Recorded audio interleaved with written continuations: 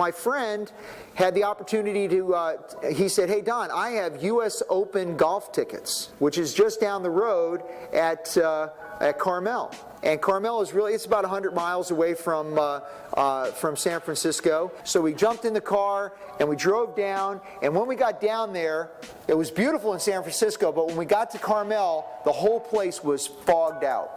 I mean, the fog was so thick you couldn't even see in front of you. We barely could make it to the golf course, and when we got to the golf course, no one was playing because you couldn't, literally, I could not see hardly from here to Helen. But I was really fortunate because I had all access passes. Because my friend, his best friend is Craig Perry, who is a golfer. So he had Craig Perry's children's passes because Craig Perry's kids weren't coming.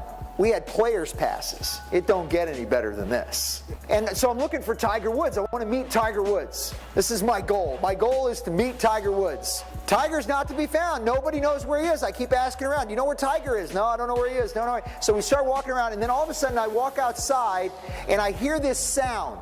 I hear shpak, shpak, shpak. And I'm thinking, who is out there hitting balls? You can't see 15 feet in front of you. So I'm going over and I'm walking over, and sure enough, there's this caddy, Steve Williams, standing next to his bag, kind of like this, and Tiger's over there. Shpah, shpah. I said to Steve, I'm standing next to him, I said, Steve, how in the heck is he seeing where he's hitting it? I mean, how does he know what he's doing? He says, oh, well, he can tell by the sound how far it goes. I said, give me a break. He goes, no, I'm actually saying, I'm telling you, he can tell by the sound. And I actually asked him, I said, how does that happen? He says, well, you hit about 50,000 balls a year, and that's probably how it happens. Tiger has shown if you want to be the best on the course, you have to work the hardest when you're off the course, when no one else is watching. 156 guys made that field. How many guys were on the practice range hitting balls in the fog? 1. And that week, Tiger Woods went out and shot 12 under at Pebble Beach. His next closest competitor, which was Tom Kite and Ernie Els, shot 3 over. He won by 15 strokes, the largest margin of victory of any person ever in the US Open.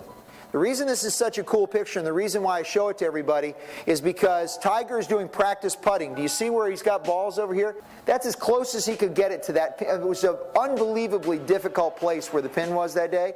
He got it to the most difficult place he could find and tried to make practice putts from the most difficult place.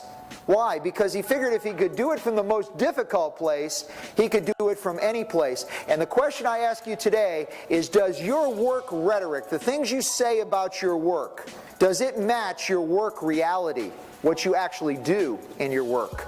I can tell you in his case it is, and that's why his results are what they are. That's why he's the #1 player in the world.